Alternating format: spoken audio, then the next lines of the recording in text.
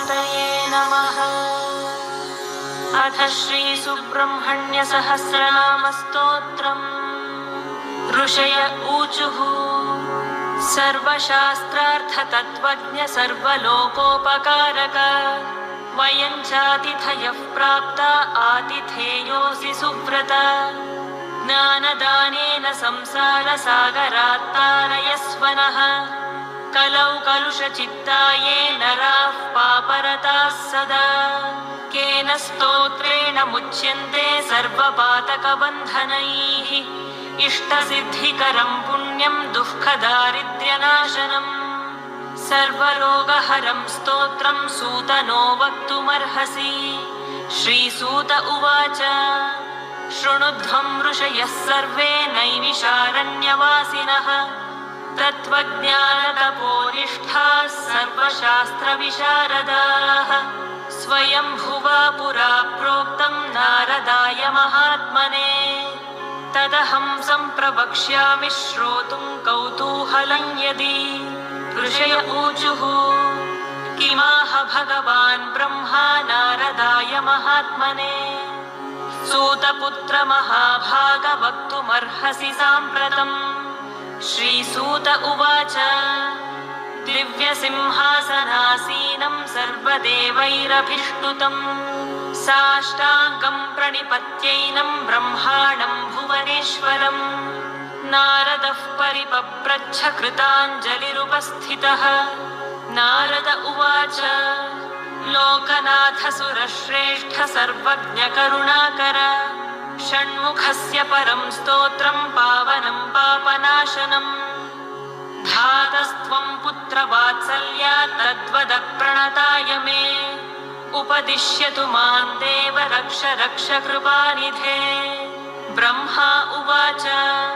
शृणु वक्ष्यामि देवर्षे स्तव राजमिमं परम्। मातृकामालिकायुक्तं ज्ञानमोक्षसुखप्रदम्। सहस्राणि च नामानि षण्मुखस्य महात्मनः। यानि नामानि दिव्यानि दुःखरोगहराणि च। तानि नामानि वक्ष्यामि कृपया त्वयि नारद। जपमात्रेण सिद्ध्यन्ति मनसा चिन्तितान्यपि। इहामुत्र परं भोगं लभते नात्र संशयः। इदं स्तोत्रं परं पुण्यं कोटियज्ञफलप्रदम्। सन्देहो नात्र कर्तव्यः शृणु मे निश्चितं वचः। अस्य श्रीसुब्रह्मण्यसहस्रनामस्तोत्रमहामन्त्रस्य ब्रह्मा ऋषिः अनुष्टुप्-छन्दः। सुब्रह्मण्यो देवता। शरजन्माक्षय इति बीजम्। शक्तिधरोक्षय इति शक्तिः। कार्तिकेय इति कीलकम्। क्रौञ्चभेदीत्यर्गलम्। शिखिवाहन इति कवचम्। षण्मुख इति ध्यानम्। श्रीसुब्रह्मण्यप्रसादसिद्ध्यर्थे जपे विनियोगः। ध्यानम्। ध्यायेत् षण्मुखमिन्दुकोटिसदृशम् रत्नप्रभाशोभितम्।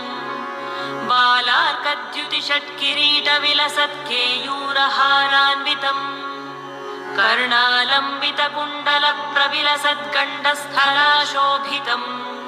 काञ्चीकङ्कणकिङ्किणीरवयुतम् शृङ्गारसारोदयम्।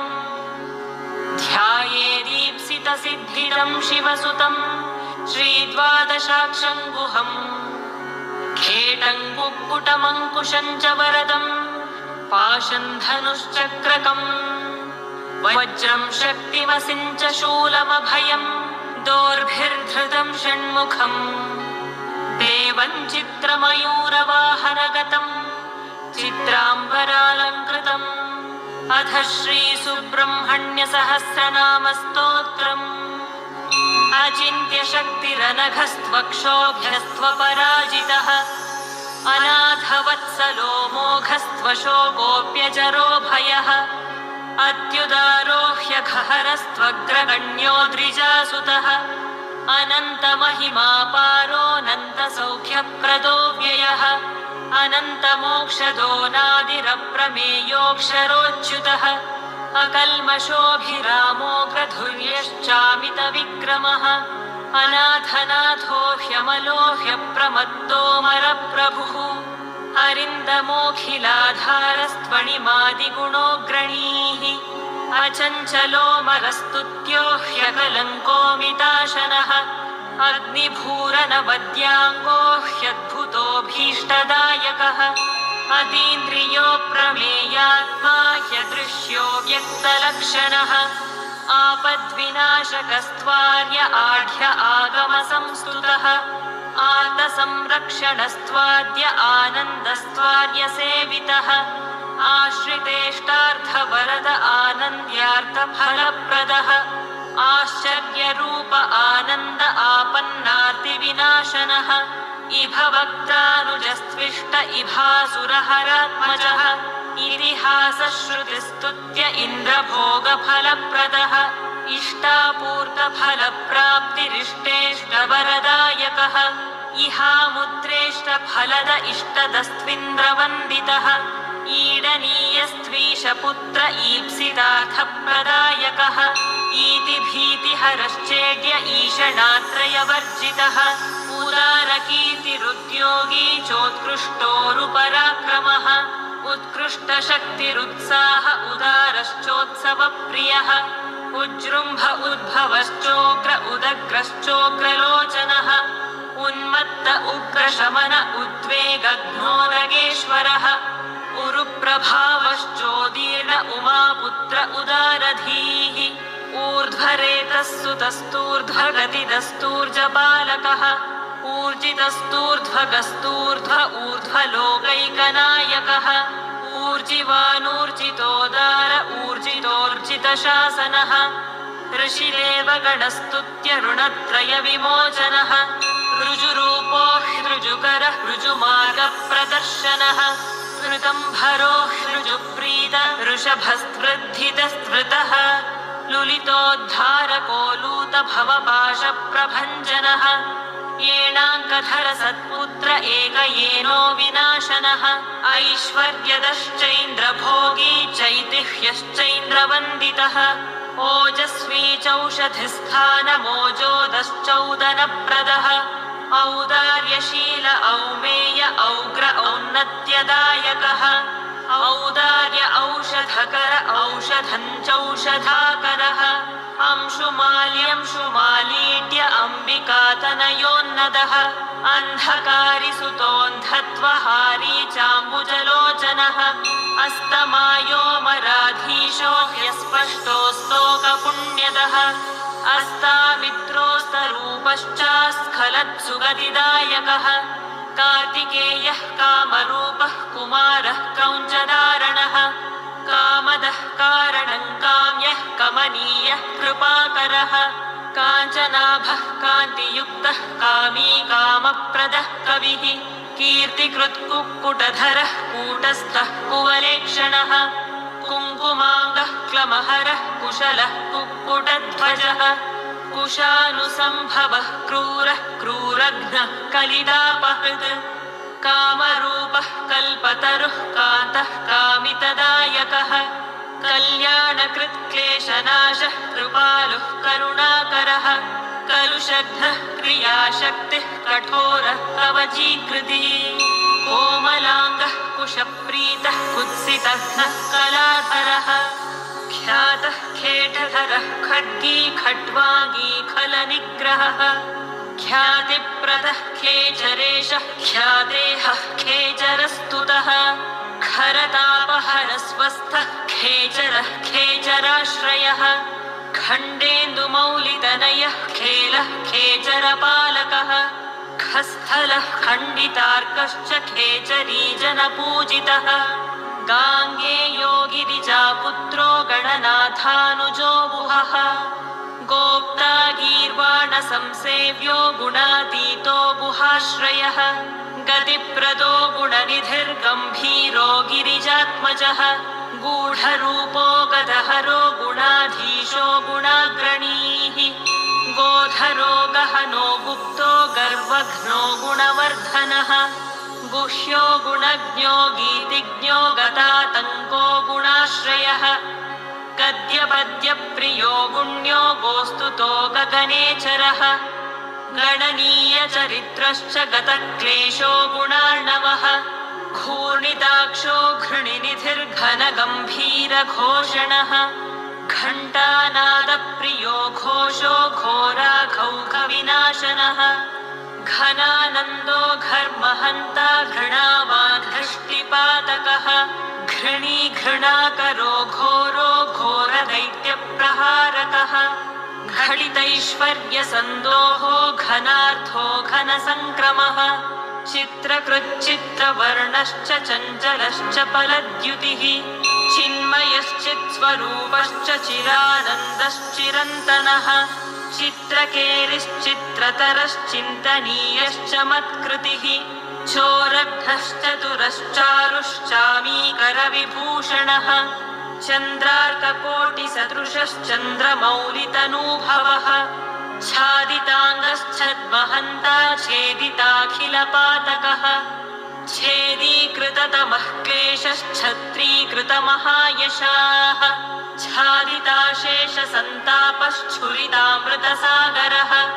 छन्नत्रैगुण्यरूपश्च छातेहश्चिन्नसंशयः छन्दोमयश्छन्दगामी छिन्नपाशश्च विच्छदः जगद्धितो जगत्पूज्यो जगज्ज्येष्ठो जगन्मयः जनको जाह्नवीसूनुर्जितामित्रो जगद्गुरुः जयी जितेन्द्रियो जैत्रो जरामरणवर्जितः ज्योतिर्मयो जगन्नाथो जगज्जीवो जनाश्रयः जगत्सेव्यो जगत्कर्ता जगत्साक्षी जगत्प्रियः जम्भारिवन्द्यो जयदो जगञ्जनमनोहरः जगदानन्दजनको जनजाड्यापहारकः जपाकुसुमसङ्काशो जनलोचनशोभनः जनेश्वरो जितक्रोधो जनजन्मनिबर्हणः जयदो जन्तुतापघ्नो जितदैत्यमहाव्रजः जितमायो जितक्रोधो जितसङ्गो जनप्रियः झञ्झानिलमहावेगो झरिताशेषपातकः झर्झरीकृतदैत्यौघो झल्लरीवाद्यसम्प्रियः ज्ञानमूर्तिर्ज्ञानगम्यो ज्ञानी ज्ञानमहानिधिः टङ्कारनृत्तविभवष्टङ्कवज्रध्वजाङ्कितः टङ्किताखिललोकश्च टङ्कितैनस्तमोरविः डम्बरप्रभवो डम्भो डम्बोडमरुगप्रियः डमरोत्कटसन्नादो डिम्भरूपस्वरूपकः ढक्कानादप्रीतिकरो ढालितासुरसङ्कुलः ढौकितामरसन्दोहो ढुण्ढिविघ्नेश्वरानुजः तत्त्वज्ञस्तत्त्वगस्तीव्रस्तपोरूपस्तपोमयः त्रयीमयस्त्रिकालज्ञस्त्रिमूर्तिस्त्रिगुणात्मकः त्रिदशेषस्तारकारिस्तापघ्नस्तापसप्रियः तुष्टिदस्तुष्टिकृत्तीक्ष्णस्तपोरूपस्त्रिकालवित् स्तोतास्तव्यस्तव प्रीतस्तुतिस्तोत्रं स्तुतिप्रियः स्थितस्थायी स्थापकश्च स्थूलसूक्ष्मप्रदर्शकः स्थविष्ठस्थविरस्थूलस्थानदस्थैर्यदस्थिरः दान्तोदयापरो दाता दुरितघ्नो दुरासदः दर्शनीयो दयासारो देवदेवो दयानिधिः दुराधर्षो दुर्विगाह्यो दक्षो दर्पणशोभितः दुर्धरो दानशीलश्च द्वादशाक्षो द्विषड्भुजः द्विषट्कर्णो द्विषड्बाहुर्दीनसन्तापनाशनः दन्दशूकेश्वरो देवो दिव्यो दिव्याकृतिर्दमः दीर्घवृत्तो दीर्घबाहुर्दीर्घदृष्टिर्दिवस्पतिः दण्डो दमयिता दर्पो देवसिंहो दृढव्रतः दुर्लभो दुर्गमो दीप्तो दुष्प्रेक्ष्यो दिव्यमण्डनः दुरोदरघ्नो दुःखघ्नो दुरारिघ्नो दिशाम्पतिः दुर्जयो देवसेनेशो दुर्ज्ञेयो दुरतिक्रमः दम्भो दृप्तश्च देवर्षिर्दैवज्ञो दैवचिन्तकः धुरन्धरो धर्मपरो धनदो धृतिवर्धनः धर्मेशो धर्मशास्त्रज्ञो धन्वी धर्मपरायणः धनाध्यक्षो धनपतिर्धृतिमान् धूतकिल्बिषः धर्महेतुर्धर्मशूरो धर्मकृद्धर्मविद्रुवः धाता धीमान् धर्मचारी धन्यो धुर्यो धृतव्रतः नित्योत्सवो नित्यतृप्तो निर्लेपो निश्चलात्मकः निरवद्यो निराधारो निष्कलङ्को निरञ्जनः निर्ममो निरहङ्कारो निर्मोहो निरुपद्रवः नित्यानन्दो निरातङ्को निष्प्रपञ्चो निरामयः निरवद्यो निरीहश्च निर्दर्शो निर्मलात्मकः नित्यानन्दो निर्जरेशो निस्सङ्गो निगमस्तुतः निष्कण्टको निरालम्बो निष्प्रत्यूहो निरुद्भवः नित्यो नियतकल्याणो निर्विकल्पो निराश्रयः नेता निधिर्नैकरूपो निराकारो नदीसुतः पुलिन्दकन्या रमणः पुरुजित्परमप्रियः प्रत्यक्षमूर्तिः प्रत्यक्षः परेशः पूर्णपुण्यदः पुण्याकरः पुण्यरूपः पुण्यः पुण्यपरायणः पुण्योदयः परञ्ज्योतिः पुण्यकृत्पुण्यवर्धनः परानन्दः परतरः पुण्यकीर्तिः पुरातनः प्रसन्नरूपः प्राणेशः पन्नगः पापनाशनः प्रणतार्तिहरः पूर्णः पार्वतीनन्दनः प्रभुः पूतात्मा पुरुषः प्राणः प्रभवः पुरुषोत्तमः प्रसन्नः परमस्पष्टः परः परिवृढः परः परमात्मा परब्रह्म परार्थः प्रियदर्शनः पवित्रः पुष्टिदः पूर्तिः पिङ्गलः पुष्टिवर्धनः पापहारी पाशधरः प्रमत्तासुरशिक्षकः पावनः पावकः पूज्यः पूर्णानन्दः परात्परः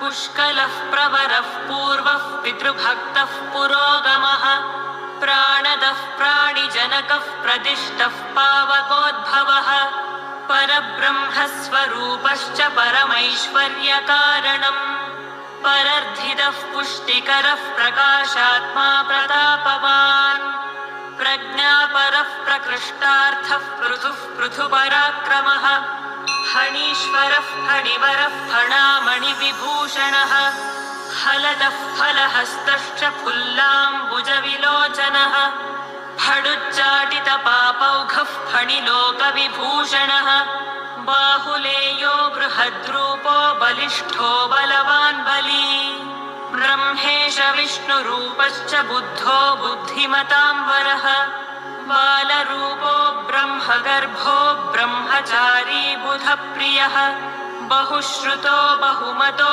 ब्रह्मण्यो ब्राह्मणप्रियः बलप्रमथनो ब्रह्मा बहुरूपो बहुप्रदः बृहद्भानुतनूद्भूतो बृहत्सेनो बिलेशयः बहुबाहुर्बलः श्रीमान् बहुदैत्यविनाशकः बिलद्वारान्तरालस्थो बृहच्छक्तिधनुर्धरः बालार्कद्युतिमान् बालो बृहद्वक्षा बृहद्धनुः भव्यो भोगीश्वरो भाव्यो भवनाशो भवप्रियः भक्तिगम्यो भयहरो भावज्ञो भक्तसुप्रियः भुक्तिमुक्तिप्रदो भोगी भगवान् भाग्यवर्धनः भ्राजिष्णुर्भावनो भर्ता भीमो भीमपराक्रमः भूतिदो भूतिकृद्भोक्ता भूतात्मा भुवनेश्वरः भावको भीकरो भीष्मो भावकेष्टो भवोद्भवः भवतापप्रशमनो भोगवान् भूरभावनः भोज्यप्रदो भ्रान्तिनाशो भानुमान् भुवनाश्रयः भूरि भोगप्रदो भद्रो भजनीयोऽभिषग्वरः महासेनो महोदारो महाशक्तिर्महाद्युतिः महाबुद्धिर्महावीर्यो महोत्साहो महाबलः महाभोगी महामायी मेधावी मेखली महान् मुनिस्तुतो महामान्यो महानन्दो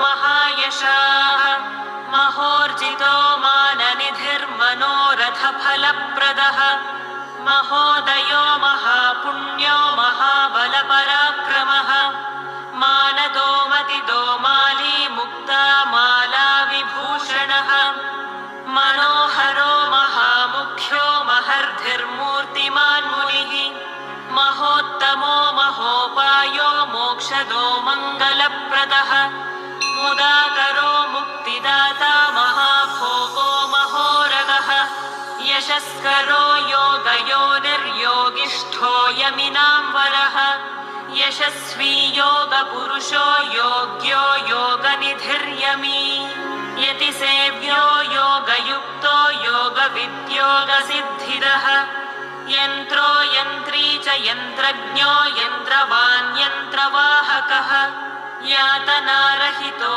योगी योगीशो योगिनां वरः रमणीयो रम्यरूपो रसज्ञो रसभावनः रञ्जनो रञ्जितो रागी रुचिरो रुद्रसम्भवः रणप्रियो रणोदारो रागद्वेषविनाशनः रत्नार्ची रुचिरो रम्यो रूपलावण्यविग्रहः रत्नाङ्गदधरो रत्नभूषणो रमणीयकः रुचिकृद्रोचमानश्च रञ्जितो रोगनाशनः राजीवाक्षो राजराजो रक्तमाल्यानुलेपनः राजद्वेदागमस्तुत्यो रजः सत्त्वगुणान्वितः रजनीशकलारम्यो रत्नकुण्डलमण्डितः रत्नसन्मौलिशोभाढ्यो रणन्मञ्जीरभूषणः लोकैकनाथो लोकेशो ललितो लोकनायकः लोकरक्षो लोकशिक्षो लोकलोचनरञ्जितः लोकबन्धुर्लोकधाता लोकत्रयमहाहितः लोकचूडामणिर्लोकवन्द्यो लावण्यविग्रहः लोकाध्यक्षस्तु लीलावान् लोकोत्तरगुणान्वितः वरिष्ठो वरदो वैद्यो विशिष्टो विक्रमो विभुः विबुधाग्रचरो वश्यो विकल्पपरिवर्जितः विपाशो विगतातङ्को विचित्राङ्गो विरोचनः विद्याधरो विशुद्धात्मा वेदाङ्गो विबुधप्रियः वचस्करो व्यापकश्च विज्ञानी विनयान्वितः विद्वत्तमो विरोधिघ्नो वीरो विगतरागवान् वीतभावो विनीतात्मा वेदगर्भो वसुप्रदः विश्वदीप्तिर्विशालाक्षो विजितात्मा विभावनः वेदवेद्यो विधेयात्मा वीतदोषश्च वेदवित् विश्वकर्मा वीतभयो वागीशो वासवार्चितः वीरध्वंसो विश्वमूर्तिर्विश्वरूपो वरासनः विशाखो विमलो वाग्मी विद्वान् वेदधरो वटुः वीरचूडामणिर्वीरो विद्येशो विबुधाश्रयः विजयी विनयी वेत्ता वरीयान् विरजावसुः वीरघ्नो विज्वरो वेद्यो वेगवान् वीर्यवान् वशी वरशीलो वरगुणो विशोको वज्रधारकः शरजन्मा शक्तिधरः शत्रुघ्नः शिखिवाहनः श्रीमान् शिष्टः शुचिः शुद्धः शाश्वतो श्रुतिसागरः शरण्यः शुभदः शर्म शिष्टेष्टः शुभलक्षणः शान्तः शूलधरः श्रेष्ठः शुद्धात्मा शङ्करः शिवः शितिकण्ठात्मजः शूरः शान्तिदः शोकनाशनः षाण्मातुरः षण्मुखश्च षड्गुणैश्वर्यसंयुतः षट्चक्रस्थः षडूर्मिघ्नः षडङ्गः श्रुतिपारकः षड्भावरहितः षट्कः षट्शास्त्रस्मृतिपारकः षड्वर्गदाता षड्ग्रीवः षडरिघ्नः षडाश्रयः षट्किरीटधरः श्रीमान् षडाधारश्च षट्क्रमः षट्कोणमध्यनिलयः षण्डत्वपरिहारकः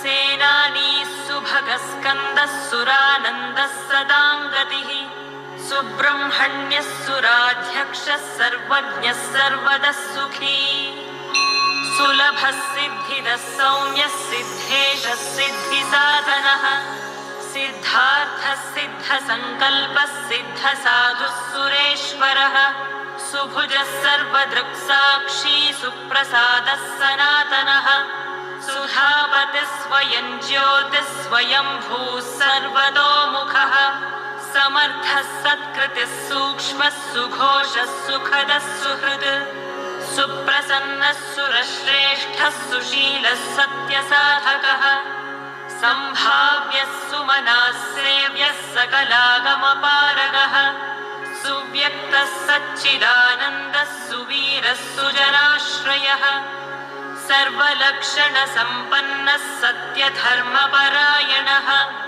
सर्वदेवमयः सत्यः सदा मृष्टान्नदायकः सुधापी सुमतिः सत्यः सर्वविघ्नविनाशनः सर्वदुःखप्रशमनः सुकुमारः सुलोचनः सुग्रीवः सुधृतिः सारः सुराराध्यः सुविक्रमः सुरारिघ्नः स्वर्णवर्णः सर्पराजः सदा शुचिः सप्तार्चिर्भूः सुरवरः सर्वायुधविशारदः हस्तिचर्माम्बरसुतो हस्तिवाहनसेवितः हस्तचित्रायुधधरो हृताभो हसिताननः हेमभूषो हरिद्वर्णो हृष्टिदो हृष्टिवर्धनः हेमाद्रिभिध्वंसरूपो हुङ्कारहत किल्बिषः हिमाद्रिजादातनुजो हरिकेशो हिरण्मयः हृद्यो हृष्टो हरिसखो हंसो हंसगतिर्हविः हिरण्यवर्णो हितकृद्धर्षदो हेमभूषणः हरप्रियो हितकरो हतपापो हरोद्भवः क्षेमदः क्षेमकृत्क्षेम्यः क्षेत्रज्ञः क्षामवर्जितः क्षेत्रपालः क्षमाधारः क्षेमक्षेत्रः क्षमाकरः क्षुद्रघ्नः क्षान्तिदः क्षेमः क्षितिभूषः क्षमाश्रयः क्षालिताघः क्षितिधरः क्षीणसंरक्षणक्षमः क्षणभङ्गुरसन्नद्धघनशोभिकपर्दकः क्षितिभृन्नाथतनया मुखपङ्कजभास्करः क्षताहितः क्षरः क्षन्ता क्षतदोषः क्षमानिधिः क्षपिताखिलसन्तापः क्षपानाथ समाननः इति नाम्नां सहस्राणि षण्मुखस्य च नारद यः पठेत् शृणुयाद्वापि भक्तियुक्तेन चेतसा स सद्यो मुच्यते पापैर्मनो वाक्काय सम्भवैः आयुर्वृद्धिकरं पुंसां स्थैर्यवीर्यविवर्धनम् वाक्येनैकेन वक्ष्यामि वाञ्छितार्थं प्रयच्छति तस्मात् सर्वात्मना ब्रह्मन्नियमेन जपेत् सुधीः इति श्रीस्कान्दे महापुराणे ईश्वरप्रोक्ते ब्रह्मनारदसंवादे षण्मुखसहस्रनामस्तोत्रम् सम्पूर्णम्।